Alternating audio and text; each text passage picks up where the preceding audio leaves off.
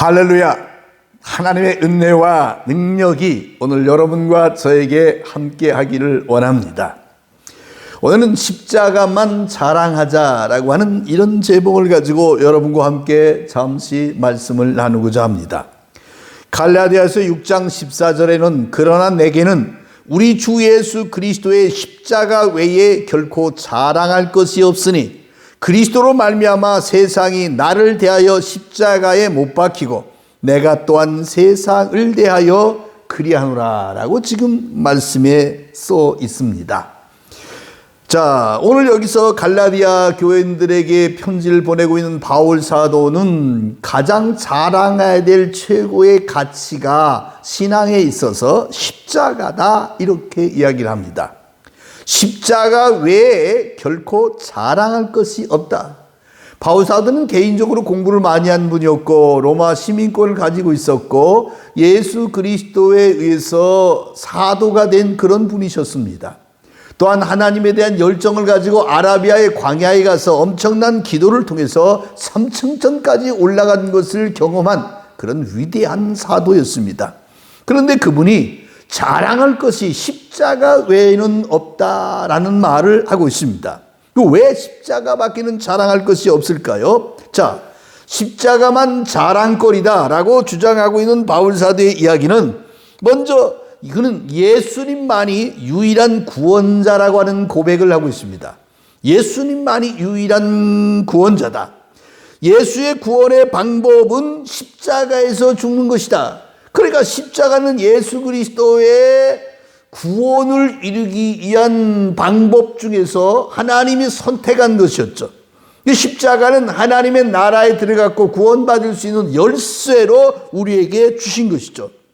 구약의 모든 속죄제나 번제나 화목제나 속건제나 이런 모든 하나님 앞에 드리는 희생 제물은 그 끝에 가면 반드시 하나님 앞에 피의 제사를 통해서 하나님께 나아가는데 뭐 소제라든가 또 추수 때 드리는 이런 제사 외에는 나머지 모두가 피와 연결되어져 있는데 그 의미는 전부 예수의 십자가를 상징하는 그러한 제사가 구약의 피의 제사가 된다는 것입니다. 하나님은 이런 말씀을 하셨습니다. 모든 동물을 먹되 피채 먹지 말아라. 하나님이 정결한 짐승과 부정한 짐승을 나누는데 그 정결한 짐승을 먹긴 먹는데 피채 먹지 말아라. 왜냐하면 피는 곧 생명이다. 이렇게 말씀하셨거든요. 피가 생명입니다. 그 피를 흘리고 돌아가신 것이 어디냐? 돌아가신 곳이 십자가입니다. 그러므로 십자가는 구원의 시작이며 하나님의 구원의 종점이 되는 것, 그것이 바로 십자가라고 하는 사실을 알 수가 있습니다. 십자가는 하나님의 구원의 시작입니다. 이 십자가를 통해서만 하나님의 구원이 시작됩니다. 그리고 십자가를 경험하고 자기 십자가를 지고 예수의 십자가를 만나고 그 십자가를 내 마음에다가 새기고 그 십자가의 길을 걷는 자들에게 하나님의 구원이 완성되고 있다고 하는 사실입니다. 구원의 시작과 끝은 하나입니다. 십자가이죠. 하나님은 구약에서 미완성의 구원을 계속 하셨습니다. 완전하지 않은 구원을 하나님께서 이제 아담 때부터 계속해서 아벨의 제사부터 시작해가지고 피의 제사로 쭉 내려오는 중에 이것은 완성된 것이 아니었습니다. 그래서 율법을 가진 모세가 등장했고 나중에는 선지자들이 나왔는데 이 율법과 선지자들의 모든 강령이 다 예수 그리스도에 관한 이야기였습니다.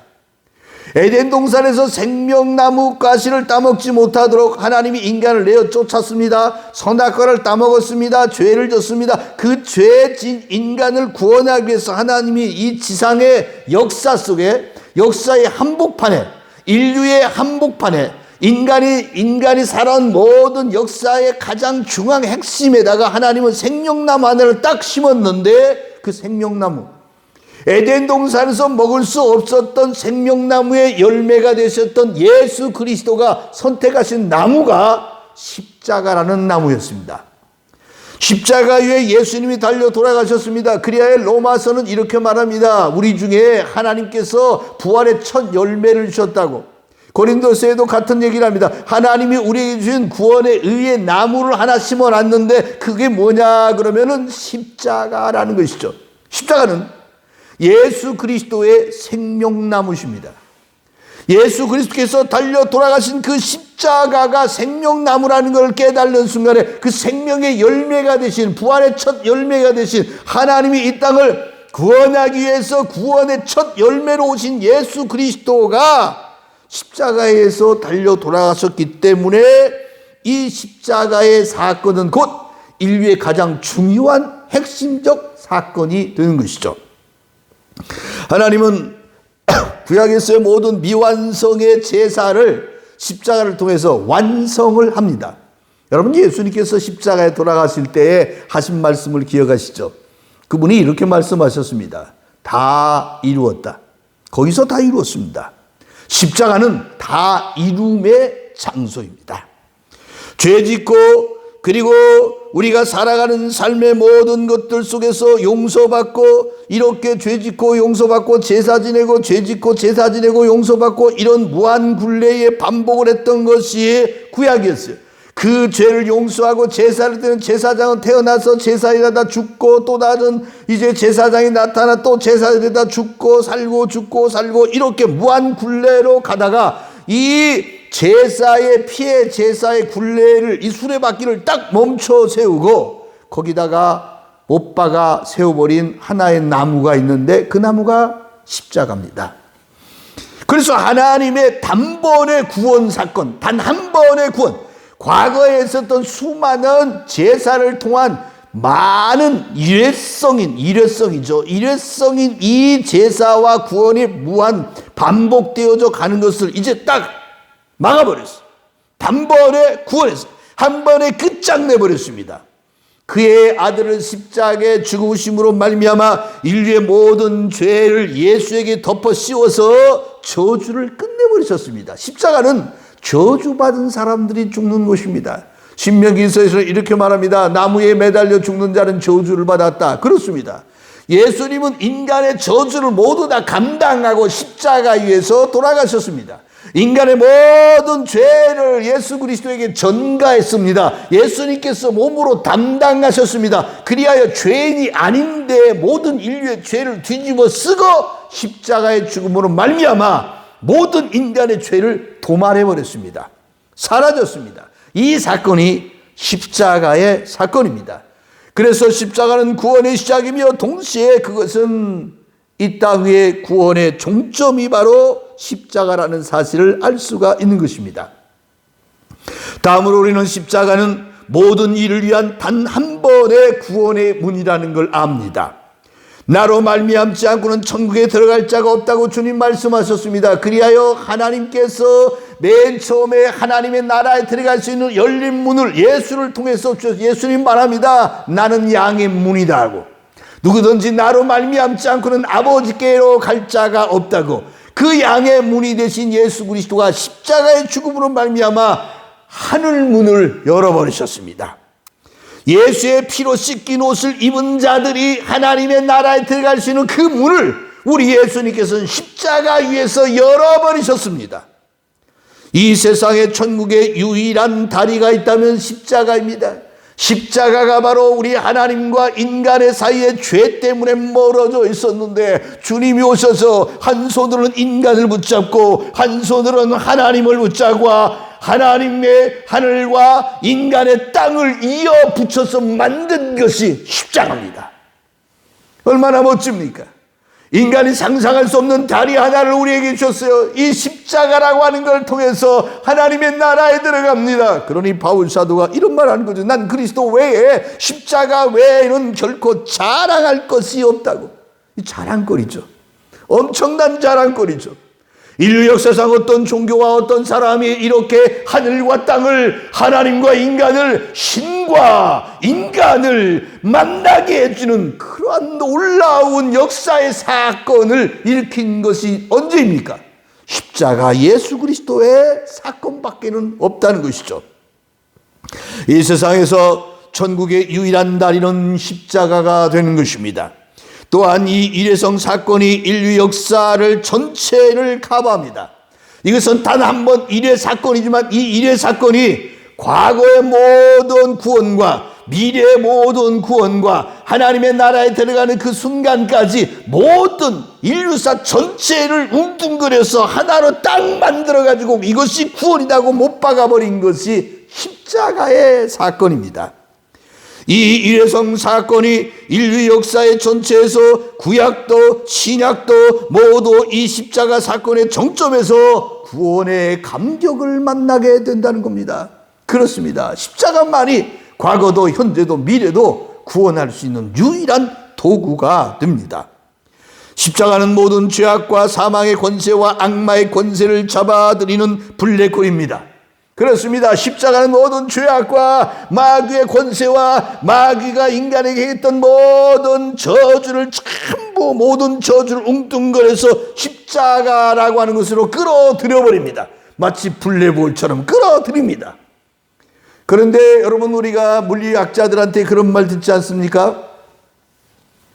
이 블랙홀을 지나고 나면 반대쪽으로 화이트홀이라는 것이 열린답니다. 그렇습니다.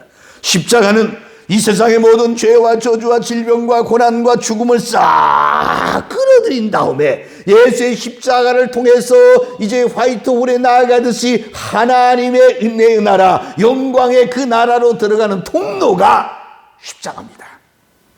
살아서 십자가를 만난다는 것처럼 엄청난 영광이 없습니다.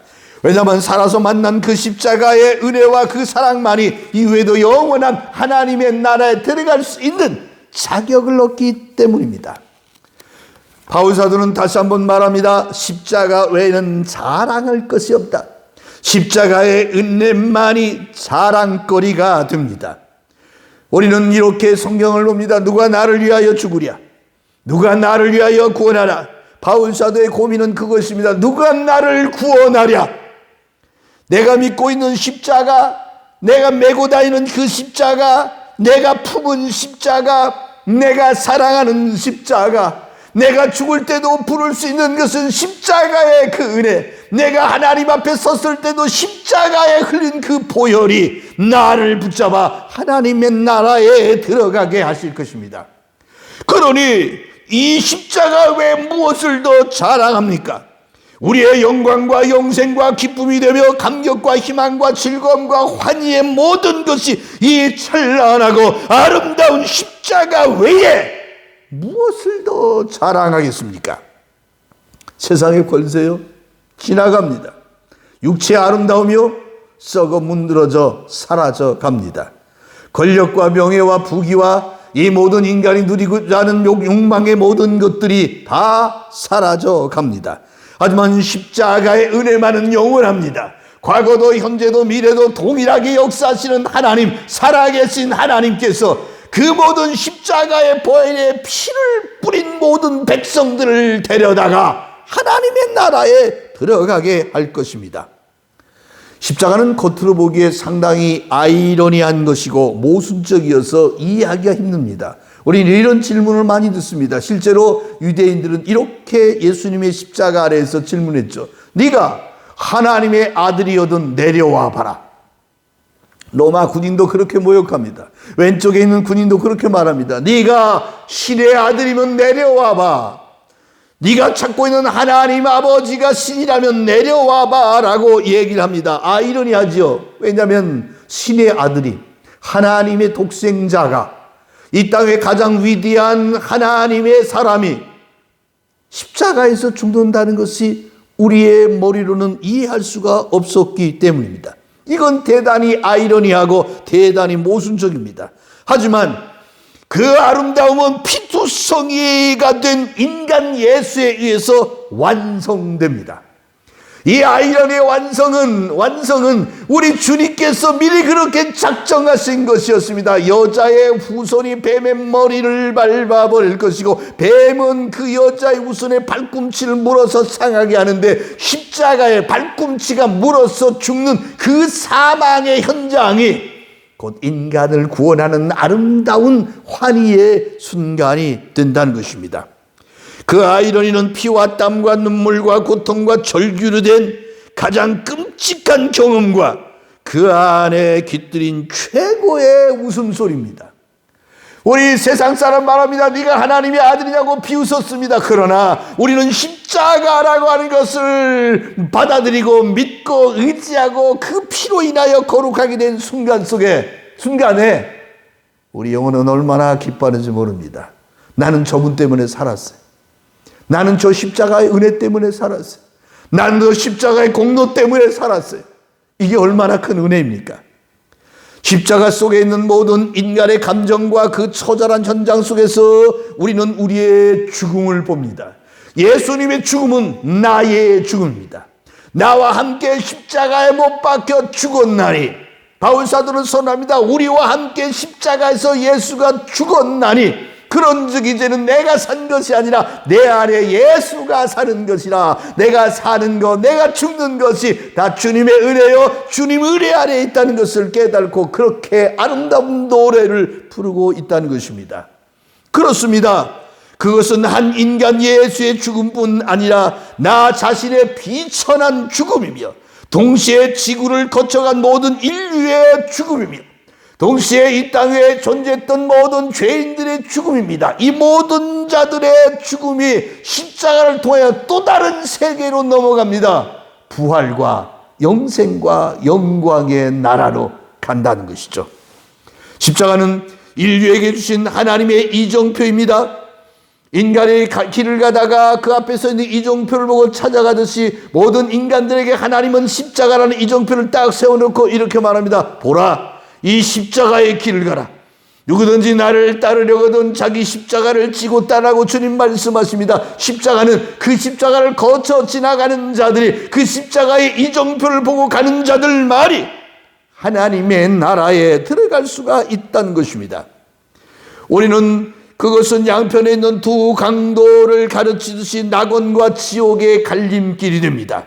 여러분 그렇지 않습니까? 예수님이 돌아가실 때 오른쪽 강도, 왼쪽 강도가 있습니다. 두 사람은 살아있을 때 사실은 예수님에 관한 얘기를 들었을 겁니다. 왜냐하면 오른쪽 강도는 이렇게 말합니다. 이 사람은 우리와 같은 사람이 아니야. 이 사람은 죄가 없어 라고 말하면서 주여 당신이 하나님의 아버지 앞에 갈 때에, 낙원에 갈 때 나를 좀 데려가려고, 나를 좀 구원해 달라고 부탁하지 않습니까? 알고 있었어요. 그는 예수님이 죄가 없다는 걸 알고 있었어요. 그래서 부탁했어요. 자기 영혼을 부탁했어요. 나도 좀 데려가 주세요. 여러분 그날 똑같은 시간에 세 사람이 십자가에 달렸습니다. 그 십자가 한가운데 달린 예수 그리스도는 구원자고 오른쪽에 있는 두 강도가 있어요. 이 두 사람은 똑같이 예수에 관한 이야기를 들었습니다. 그래서 그들이 그 위에서 죽어갑니다. 죽어가면서 한 사람의 고백합니다. 주여 나도 좀 데려가 주세요. 주님이 말씀합니다. 잠시 후에 너와 함께 낙원에 갈 것이다. 똑같은 죽음의 사건이 일어나는데 한 사람은 구원자고 두 사람은 또 이 땅 위에 인간 피조물로 죽어가는데 이 인간들 속에 구원이 나누어집니다. 자기 영혼을 부탁하고 자기 미래를 부탁하고 낙원을 사랑하고 그리고 말합니다. 이 사람은 죄가 없어라고 말합니다. 이 사람은 죄가 없지만 지금 죽어야 되는 이유는 나는 모르지만 이 죄 없는 사람을 너 그렇게 너무 말심하게 하지 마. 그러면서 예수님에게 부탁합니다. 내 영혼을, 나의 미래를, 나의 죽은 다음에 이후의 생애를 당신이 부탁드립니다. 나도 데려가 주세요. 이것이 이 오른쪽 강도의 이야기였습니다. 오늘 우리는 이 땅에 살아가면서 어쩌면 그날 십자가에 달렸던 세 사람의 죽음처럼 구원자 예수 그리스도를 중앙에 두고 양쪽에 있는 두 강도처럼 똑같은 사건, 똑같은 모습으로 똑같이 죽어가는데 오른쪽 강도와 예수님은 잠시 후에 낙원에 갈 것이다. 낙원에 가지 않습니까? 십자가는 우리 속에 있습니다.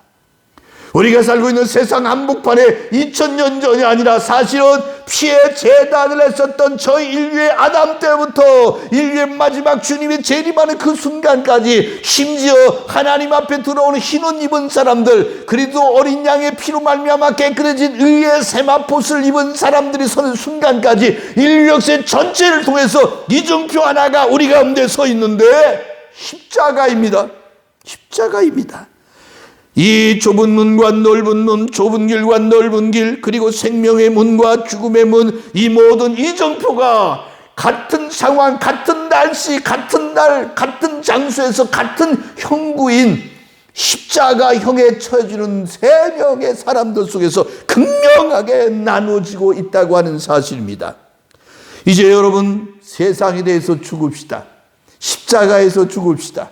바울은 나는 십자가 외에는 자랑할 것이 없어. 난 세상에 대해서 죽었어. 그랬더니 세상도 나에 대해서 죽었어. 이렇게 이야기를 합니다.